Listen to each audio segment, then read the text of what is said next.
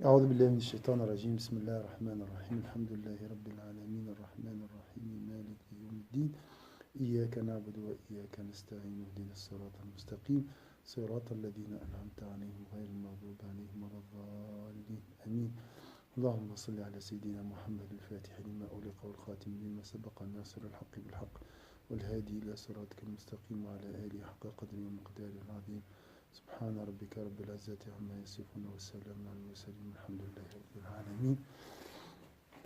Voilà la suite de ce cours concernant les mérites de l'indulgence. وقال مجاهد وإذا مروا باللغو مروا كراما وإذا مروا باللغو مروا كراما. Sayyidina Mujahid a commenté ce verset en passant près des futilités, il s'en écarte noblement.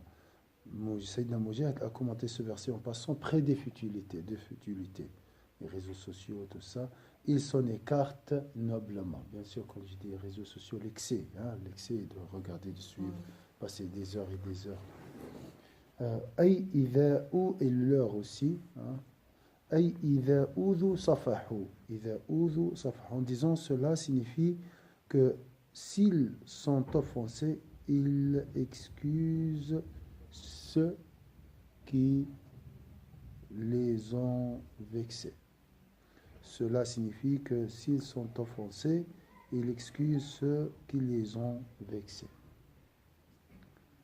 Donc, et passant par près de futilité, ils s'en écartent noblement en disant cela signifie que s'ils sont offensés, ils excusent ceux qui les ont vexés. C'est ça les futilités. Les futilités, les provocations des autres, les mots blessants, les insultes, les reproches, les critiques, des fois, tout ça. Cela signifie que s'ils sont offensés, ils excusent ceux qui les ont vexés.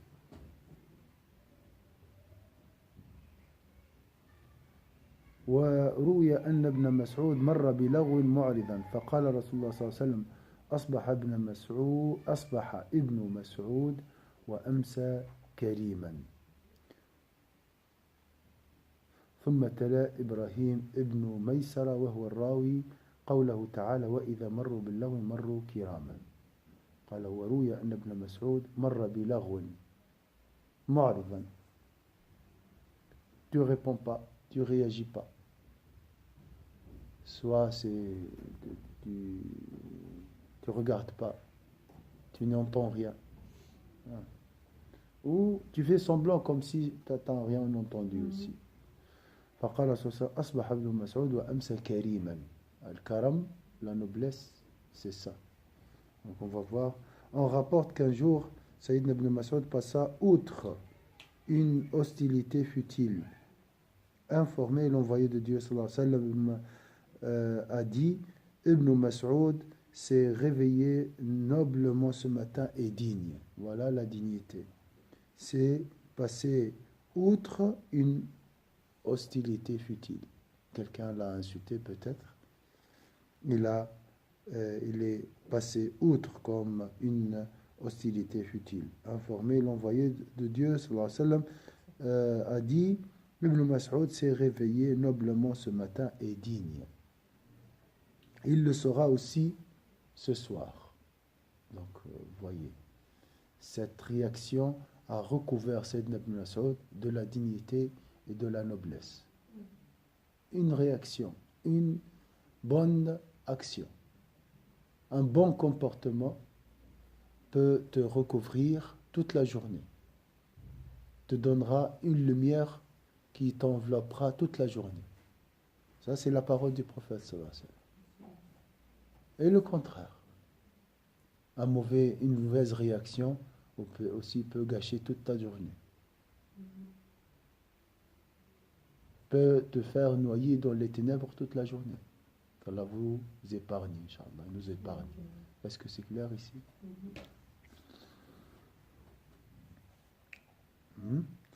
Ibrahim ibn Maysara récita alors, et passant près de futilités, il s'en écarte noblement. Il s'en écarte et passant près de futilité, il s'en écarte noblement. وقال النبي صلى الله عليه وسلم اللهم لا تدركني ولا أدركه زمان لا يتبعون فيه العليم ولا يستحيون فيه من الحليم قلوبهم قلوب العجم وألسنتهم ألسنة العرب. اللهم لا يدركني ولا أدركه زمان لا يتبعون فيه ماذا؟ العليم، الإنسان العليم، ولا يستحيون فيه من الحليم. الحليم شكون؟ اللي سامع. الحمد لله.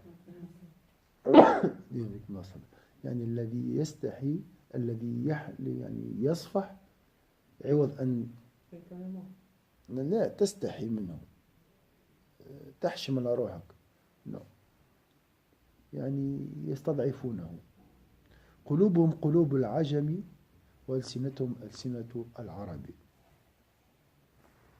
Le prophète sallallahu alayhi wa sallam a dit: ô mon Dieu, saisis mon âme avant que je n'arrive le temps où l'on ne suivra pas les gens de connaissance,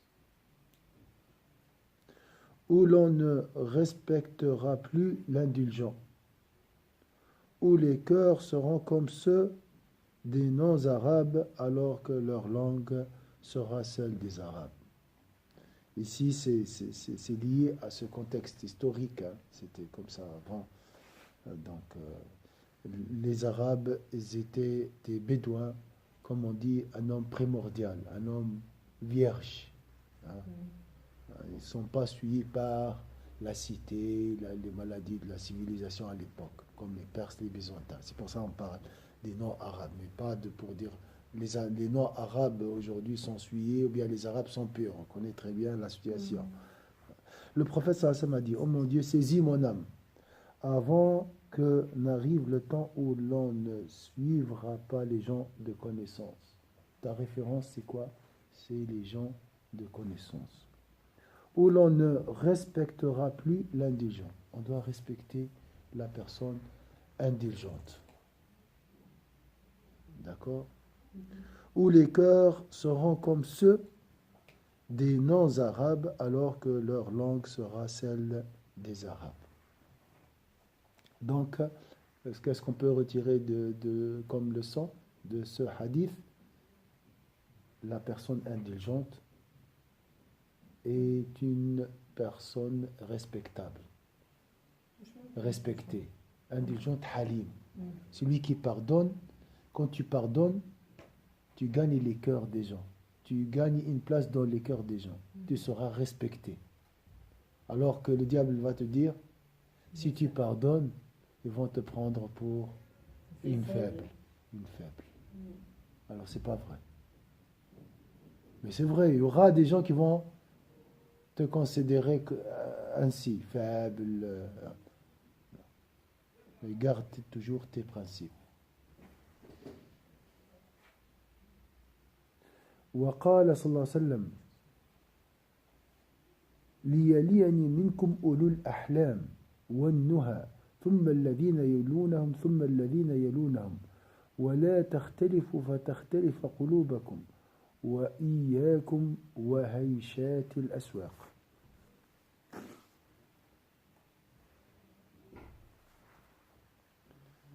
أولو الأحلام شكون؟ أولو العقول. عند العرب الحليم هو صاحب العقل وصاحب العفو. اللي عنده عقل هو الذي يعفو. Il a dit aussi que les indulgents et les avisés me succèdent. Il a dit aussi que les indulgents et les avisés me succèdent. Donc dans la langue arabe, l'indulgent, c'est la personne intelligente, c'est la personne sage, c'est la personne qui raisonne, qui discerne. D'accord? C'est comme ça. Celui qui pardonne est sage et intelligent. C'est le même mot, hein? Quand on dit halim, ça veut dire intelligente personne intelligente ou pardonneur, indulgente, les deux. Parce que tu ne peux pas pardonner si tu n'as pas la raison, l'intelligence du cœur. Si tu ne vois pas les conséquences. Que les indulgents et les avisés me succèdent.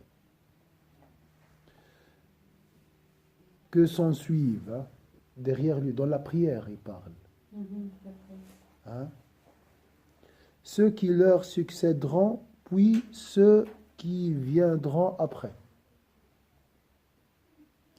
Les gens du Coran, les gens du savoir, hein. Ils devront être indulgents, normalement. Ce n'est pas toujours le cas. Hein. On trouve des personnes très intelligentes, ils ont beaucoup de connaissances, mais qui ne sont pas intelligents. Ne vous querellez pas, car vous diviserez vos cœurs, et prenez garde au tumulte des marchés. Je répète ce hadith, il a dit aussi que les indulgents et les avisés me succèdent derrière moi. Donc, le prophète, la personne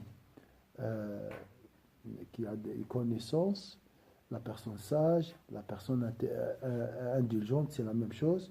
Derrière le prophète, après l'autre rangée, c'est la même chose. Donc, voilà les degrés des personnes. Donc, ces degrés varient selon l'indulgence, selon l'intelligence du cœur. Que les indulgents et les avisés me succèdent, que s'en suivent ceux qui leur succéderont, puis ceux qui viendront après. Ne vous querellez pas, car vous diviserez vos cœurs, et prenez garde au tumulte des marchés. Wahaïchat al-aswar, peut-être les futilités des marchés. C'est peut-être ça. Je ne comprends pas le mot tumulte. وروي أنه وفد على النبي صلى الله عليه وسلم الأجش فأناخ راحلته ثم عقلها يعني ربطها. هذا أجش واحد ربما أعرابي جاء أناخ عناقته يعني أوقفها ثم ربطها. واضح. وطرح عنه ثوبين كان عليه، نزع ثوبين، وأخرج من العيبة ثوبين حسنين فلبسهما. أخرج ربما من متاعه وصندوقه ملابس جديدة حسنين لبسهما، وذلك بعين رسول الله صلى الله عليه وسلم يرى ما يصنع، والرسول ينظر إليه. ثم أقبل يمشي إلى رسول الله صلى الله عليه وسلم، بعد ذهب إلى رسول الله صلى الله عليه وسلم فقال عليه السلام: إن فيك يا أهجش خلقين يحبهما الله ورسوله. فهموا الرسول صلى الله عليه وسلم كيفاش بنور النبوة رأى فيه خلقين، احنا لم نرى فيه شيء، والله نزع ثياب وحط، مش فاهم، ما فيها شيء، ليس فيه أمر شيء، وضع ناقته ولبس ثوبين. إيه؟ لا، قال فيك خلقين يحبهما الله ورسوله. قال: ما هما بأبي أنت وأمي يا رسول الله؟ شوف الأخلاق. قال: الحلم والأنات. أناخ الناقة، ربطها، وضع ملابسه، أنات. فقال: خلتان تخلقتهما أو خلقان جبلت عليهما؟ فقال: بل خلقان جبلك الله عليهما. فقال: الحمد لله الذي جبلني على خلقين يحبهما الله ورسوله. الحلم هذا يدخل في 10%. فيه ناس من اللي يتخلقوا تلقاهم هادئين يسامحوا طيبين. احنا لازمنا نشتغلوا باش نوصلوا للمسألة هذه. واضح. هذا عطاء من عند الله. وفما اللي مسكين يتولد بالعكس، هانديكابي كما نقول. ربي توازن، أراد هكذا حتى ماذا نحذر من هذا ونقتدي بهذا واضح On rapporte qu'Al-Ajash se rendit chez le prophète sallallahu alayhi wa sallam. Hein, Ajash, c'est un homme. Sur son chameau, il descendit de sa bête et l'a fait s'agenouiller. Il descendit de sa bête et la fit s'agenouiller. Est-ce que c'est clair? Regarde, c'est normal, c'est une action, c'est une chose pour nous banale. Voilà. J'ai arrêté la voiture, je l'ai parquée et voilà, j'ai fermé la porte, supposons. Hein. Puis il ôta les vêtements qu'il portait pour en revêtir deux autres. Deux autres chameaux, non? Non, deux autres habits. Deux autres habits. Et peut-être ils n'étaient pas propres ou il était en voyage. Donc il a changé. D'accord. Il a changé d'habit. D'accord? Pour en revêtir deux autres. Bien plus beaux. Pourquoi? Pourquoi il a porté des habits bien plus beaux? Mais la phrase n'est pas finie. Sous le regard du prophète. Le regard le voyait. Donc il descendit de sa bête et l'a fait s'agenouiller. Puis il ôta les vêtements qu'il portait pour en revêtir deux autres, bien plus beaux. Parce qu'avant, il était au voyage, donc il va Voilà, salir et après... très bien. Sous le regard du prophète, ça, le prophète le regardait. Est-ce que tu peux constater quelque chose? Pour nous, c'est normal. Il s'approcha de l'envoyé de Dieu qui lui dit, « Ô Ajash, tu as deux qualités que Dieu et son envoyé aiment. » Il répondit, « Puisse mon père et ma mère être ta rançon. » Regardez la politesse avec le prophète. Pardon. Quelles sont-elles? Le prophète sallallahu alayhi wa sallam lui répondit, « L'indulgence et l'amabilité. » L'indulgence, al-hilm, et l'amabilité, al-anat, c'est le nom. Al-anat, c'est la douceur. C'est l'amabilité, c'est aussi le non-empressement. Vous voyez, il descendit de sa bête, il la fit s'agenouiller, il a changé ses habits avant de rencontrer le prophète. Le prophète, d'après ses actions, il a compris qu'il a deux qualités. L'indulgence et l'amabilité, la douceur. C'est un apprentissage. Et Allah aime l'indulgence et l'amabilité. Donc, pas de stress. L'amabilité aussi, on peut le non-empressement. Tu dois être doux dans ton travail, dans tes gestes. Al-Ajash demanda, s'agit-il de qualités acquises ou innées? Pour nous, c'est acquise. On doit apprendre l'indulgence et l'amabilité. Pour lui, ils sont déjà intégrés. Hein? Comme on dit aujourd'hui, par défaut. Par nature, il est indulgent et aimable, on dit, ou bien il a l'amabilité. Donc, c'est des qualités naturelles. Il lui répondit, il s'agit de deux qualités dont Dieu t'a naturellement doté.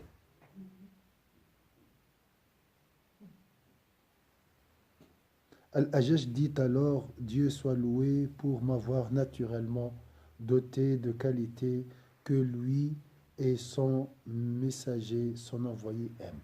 Regardez la douceur de cet homme. Comment il parle, comment il a changé ses habits, il a arrêté sa bête, il a fait les choses en ordre, on a dit l'ordre. Il est beau, ça se voit que c'est un homme beau. Hein? Pas de stress. Je ne dis pas que la personne stressée l'aide, hein, non. Mais des fois, on fait tous des catastrophes. Hein. Donc le prophète sallallahu alayhi wa sallam aime l'indulgence, aime l'amabilité. Allah aime l'indulgence, aime l'amabilité. Si tu es indulgente, Allah t'aimera. Et il descendra l'amour dans les cœurs des gens autour de toi. Est-ce que c'est clair? C'est un apprentissage. On est là pour ça. Devant la porte, il faut laisser, comme j'ai dit, le mot impossible. C'est vrai, hein, on doit combattre. Tu dois être battante dans le cheminement spirituel. Est-ce que c'est clair? Même si tu restes toute seule, continue. Hein? Même si je ne suis pas là, continuez toute seule. Essayez. C'est comme ça. D'accord? Lisez, gardez tous vos litanies. Hein? Tu as 45 minutes de cours, toujours essayez de respecter. C'est une litanie comme le dhikr, ça. La même chose. Pourquoi? Comme si je viens pour demander à Dieu, comme ça, où Allah change mes mauvaises qualités, mes mauvais comportements. On est tous des malades. On est là à l'hôpital psychiatrique de Dieu. Est-ce que c'est clair? Si je suis en bonne santé spirituelle, je ne viens pas. Et même si je suis en bonne santé, je dois toujours... Parce qu'on a besoin... J'ai besoin de l'entretien. Mais il n'y a personne qui est parfait. Le prophète, sallallahu alayhi wa sallam, demandait toujours, oh Allah, corrige mes comportements. Subhanallah. Corrige ma moralité. Il était déjà parfait. Donc il cherche plus. Subhanallah.